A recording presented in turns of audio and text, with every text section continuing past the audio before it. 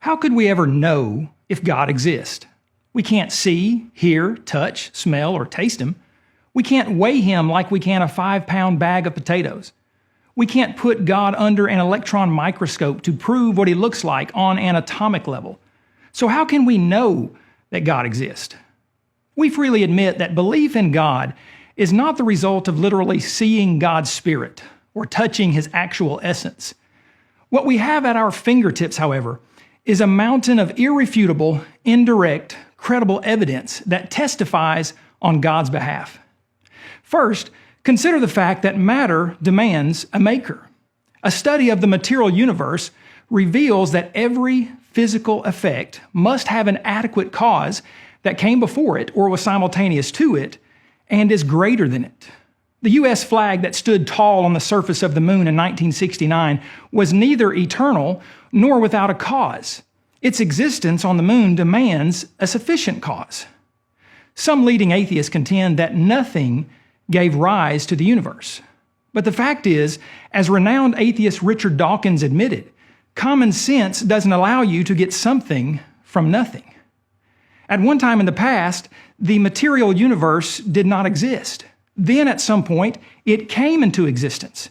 But since matter is not eternal, and it cannot create itself from nothing, then something outside of the material universe must have brought it into existence.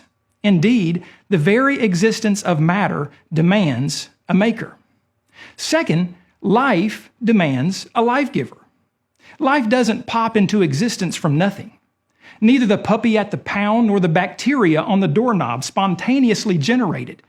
Every scientist, whether theist or atheist, knows this observation to be true. In the material universe, life arises from previously existing life of its own kind. Life cannot spontaneously generate from non-living chemicals.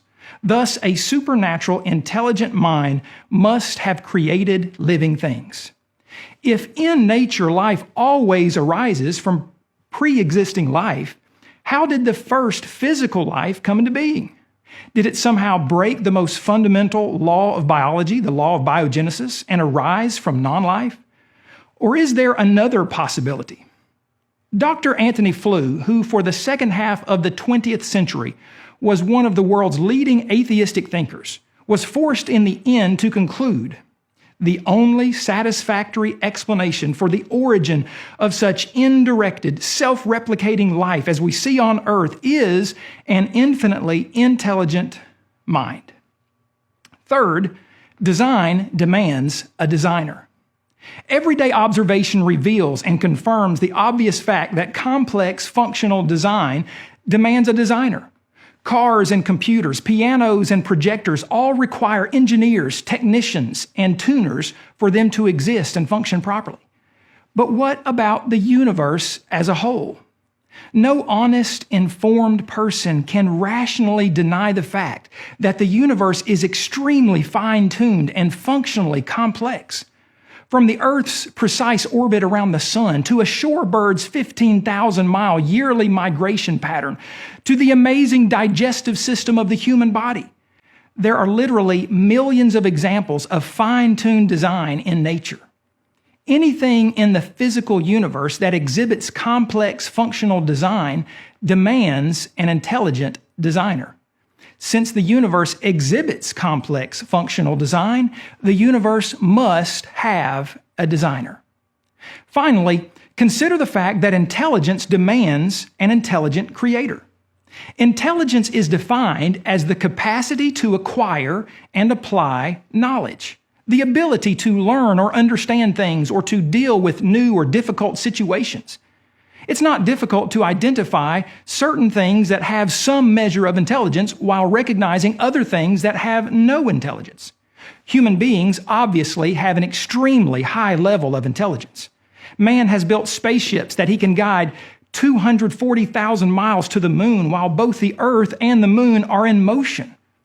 What humans have consistently observed in nature is that intelligence demands previous intelligence. The reason that humans in the 21st century are intelligent is because our ancestors were intelligent. The reason that animals have some measure of intelligence is due to intelligent creatures that came before them. But dust doesn't give way to organized dust particles that have the capacity to acquire and apply knowledge. Water doesn't think.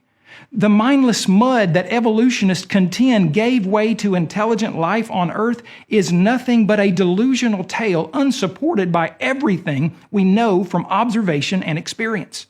Neither nothing nor inorganic matter ever produces intelligent creatures. So how did the first creatures come to inhabit the universe that were intelligent?